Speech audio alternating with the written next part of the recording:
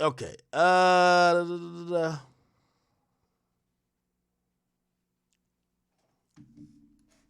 It's a fire sale for Diddy, y'all. So Diddy is no longer a part of the Diageo brand anymore. They got him out of there. Okay. Um, they have done a settlement with Diddy, and in this settlement, Jesus Christ, they are hating on my thing, right? Okay, if this do it too, I might have to like. Okay, we good.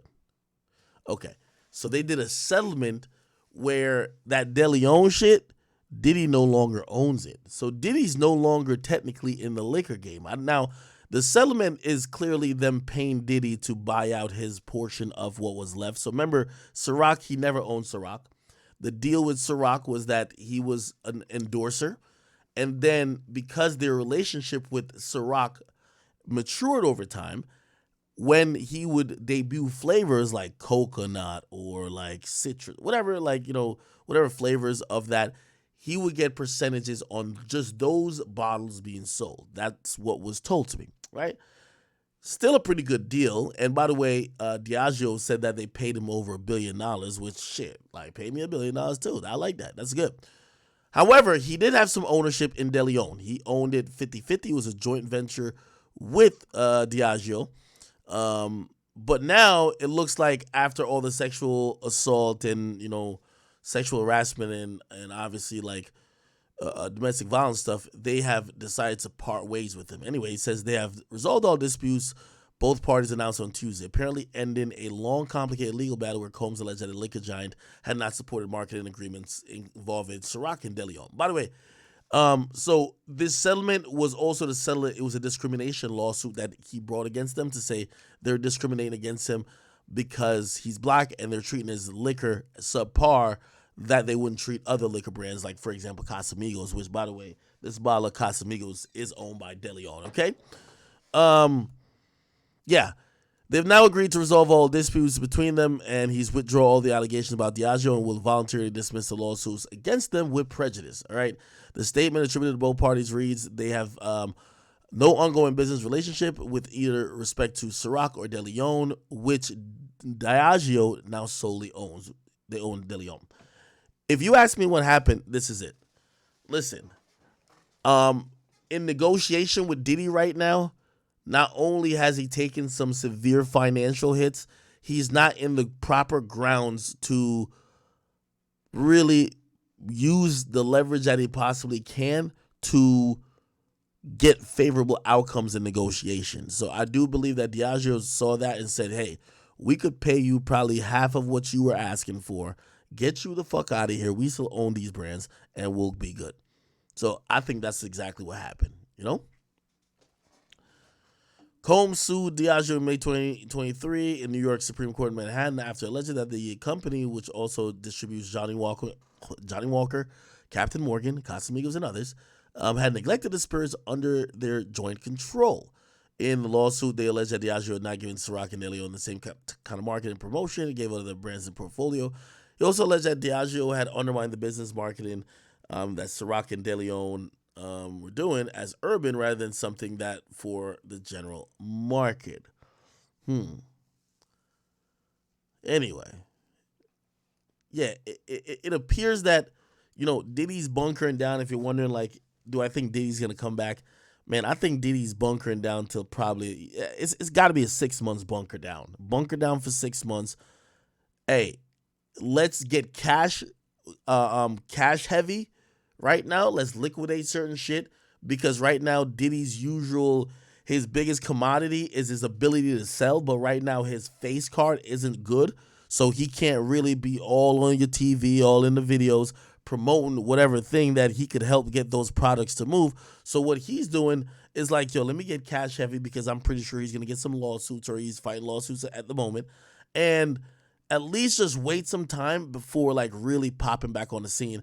And when he does pop back on the scene, which I'm thinking is going to be the second half of the year, I think he's going to be a slow build. I don't think he's going to just come in on some like, yo, nigga, I'm here.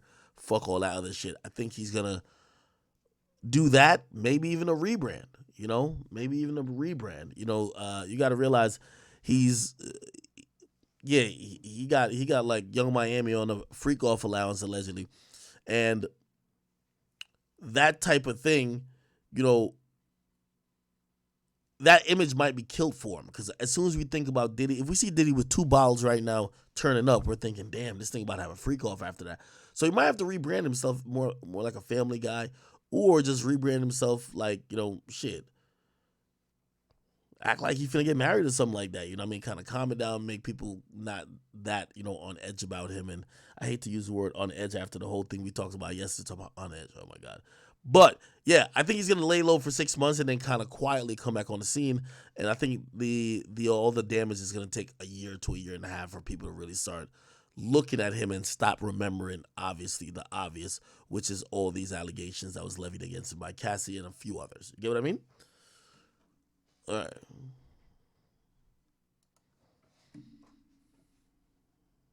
What y'all talking about?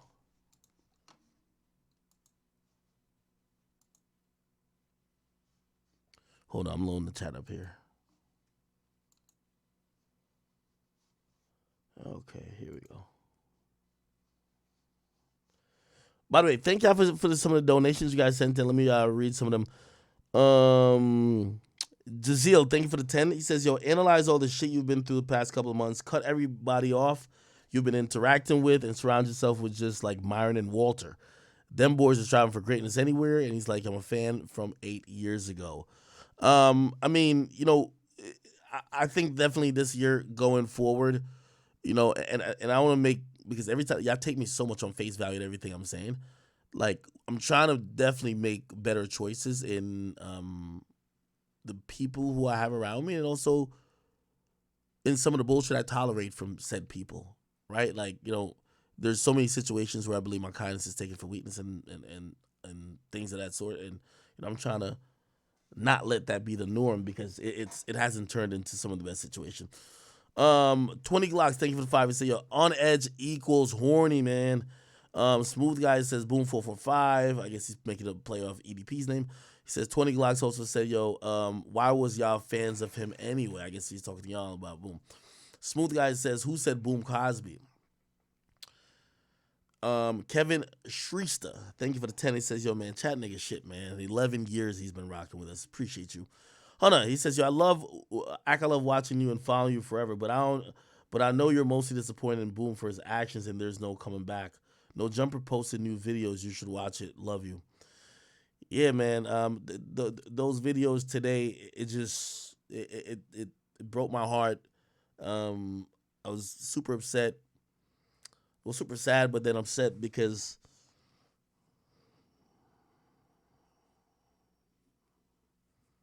uh, yeah. Hemi Lifestyle, thank you for the 5. It says, Act, we got to be smart about this whole situation. We got to think about the business. No, of course.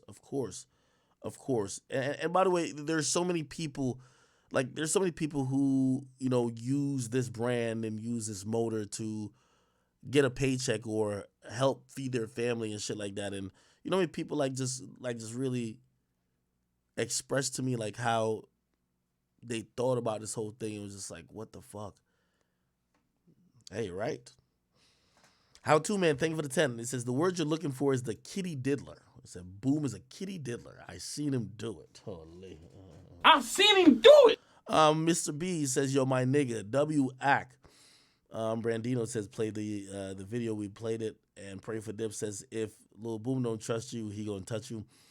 Again, I honestly meant this because here's the thing, too. This is somebody who I considered a friend. I won't even mention some of the things that I've done for him because this is not the moment where I'm trying to shame somebody. I'm also looking at the angle that because I was friends with this person, I want them to get help. I think their actions was disgusting. I think they genuinely have a problem. That's I don't. And by the way, I don't think I could be around this person until, I don't think. Yeah, let's just say that. Come on. Yeah, but I do want them to get help because you got to realize, like, I know some of y'all would love saying, "Yo, send this person to jail." He's not going to jail over this, right? Unless he does it again and some shit, he's not going to jail. Like, this has already been handled in a court of law. Which, if he's gonna be in society, he should address some of these issues. And if he sits here and says, "Oh, I ain't got no problem," he's a liar. You're a liar. Like, you clearly have a problem. Like, anybody with two eyes and half a brain can see it. You have a problem. You thought touching women, filming women, being this creepy and seemingly predatorial was actually something that was normal behavior. If you think that is the fact, you need some therapy. You need it immediately. Okay? That's the only thing I could say from a friendship standpoint. We're like, bro, you got to go get some help, man. Go get some help, man.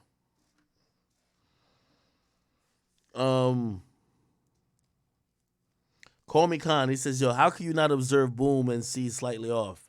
Everything about him says weirdo. He's still on streaming denial. Let me tell you this. I've met Boom. Like, Boom has had a girlfriend.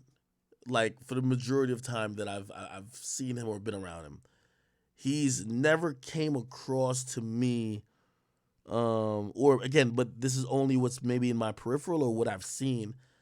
I didn't see this type of behavior, right? Now, it's one thing to say somebody's socially awkward. It's not a crime. Some people just don't know how to, like, naturally, like, just not stick out in a public setting.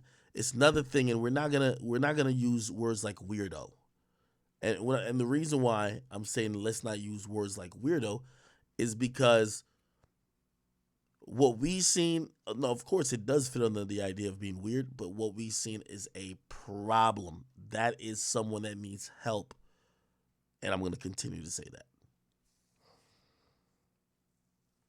Fuck Robert, thank you for 5. Said the justice system failed those victims. How the fuck isn't he on the registry? Well, you got to realize those people, some of those people did not go to the police, or, like, again, they wrote down everything what they saw he was doing, but some of those people weren't cooperative with the investigation, or the police can get their name. He said gaslight of the year, fired the DA. Malik, thank you for the 5. It says, yo, man, the clip changed my whole perspective of Boom. Bro, today, after when I watched, I think it was the 8-minute mark, it finally sunk in. The person who I thought I knew, I don't know. And I don't know him as I thought I did. And I do have to, there's just no excuse I could even fathom making. And also, there's no excuse that I would even tolerate him telling me than him just being very blunt and honest and admitting he has a problem. That's the only thing that he could say. Like, I don't want to hear no more explanations. Oh yeah, the eye wasn't big enough. No. You were in there on the worst type of timing possible, okay? How to, man, you trolling to my, I see something wrong with that bump and grind. Opie the Animal, thank you for the 2. He says, you're the last superhero left, Ack. We're counting on you. Don't look at anybody as superheroes, right? Like, don't turn us into deities. Again, everybody probably has somebody who said something about them ever in life. I just didn't think I was gonna see a video of a nigga like doing that. Like, I'm gonna be honest with you. Like, this has made me rethink. Like, I'm even thinking, I'm like, because I got cameras all in my houses. I'm like, maybe I should go back and, like, watch. Because I was mad trustable. Like, I'm like, all right, bro. Yo, I'm going to sleep. Yeah, you know where the room at you can sleep in. Like, I don't know. Bro, did you see the video?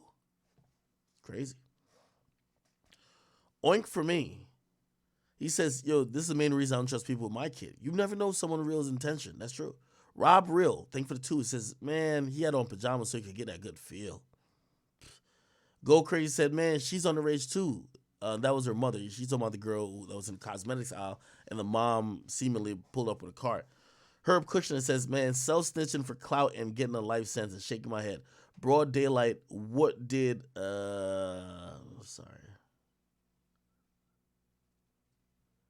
Broad daylight, what did they think was going to happen? Dirk better distance himself. Hemi Lifestyle, thank you for the 2. Says, Ack, I love you, bro. Chat will always be here for you, man. Tabo says, Boom saying they use magic to frame him. he's sick. No, they didn't, bro. Bro, I ain't gonna lie, bro. Like, I haven't even talked to him since I seen the video, bro, because I know, like, I'd probably cry. And the reason why is like, bro, the jig is up. Just stop lying at this point, dog. Like, bro, you're not gonna convince nobody. Just stop lying. We need to get you help.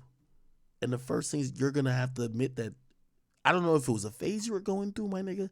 I don't know if you were just tweaking that one day, but you should be evaluated. You should, like, come on, bro. Like, stop it.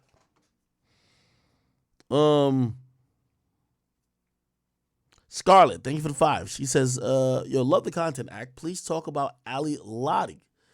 Yes, Ali Lottie, which is our Juice WRLD's girlfriend. So basically, what Akademiks is saying is Diddy, he's a freaky man. He's a freaky boy.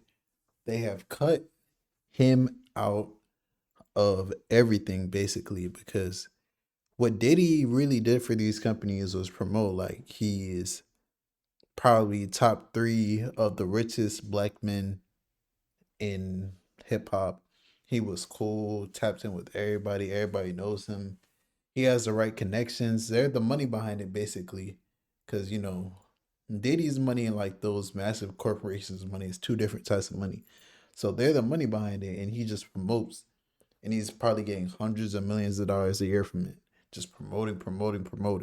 Way more than he'd ever make off music. But now, after the Cassie allegations and all that stuff, man, they don't really need Diddy. Like, Diddy can't promote the same way he does. Like, Diddy's like done for right now, at least. Like, I got a genuine question. When do we think Diddy is gonna like make a full on comeback? Like, when is he gonna come back like with the jokes and this is that? Or is he done for good? Like, the him and Cassie situation, I feel like it low key like ruined him. Like, it's no more love this, love that. And I feel like he knew this was coming when he gave the masters back to the people around him because he wanted everyone to sign NDAs. Those masters came with NDAs. And like, a lot of the artists came out and said they're only really getting like 100 to like $1,000. That's it with those masters because it's not really worth anything anymore. That's the reason he gave it back. But hey, man, it's at the end of the day is P Diddy. So yeah. Um, do you think the companies are on the wrong for waiting until Diddy's at his lowest to drop him, or did they do the right thing dropping him? Because he's at this point, Diddy's like a cancer, like, and you don't really want him connected to anything right now. His name connected to something could bring your whole company down. So, man, I feel him for doing it, but it's kind of messed up at the same time. But hey, it's business, so it is what it is. But in the comments below, let me know what you guys feel about the whole situation. It's your boy Big Act News. Make sure you like, comment, subscribe, and I am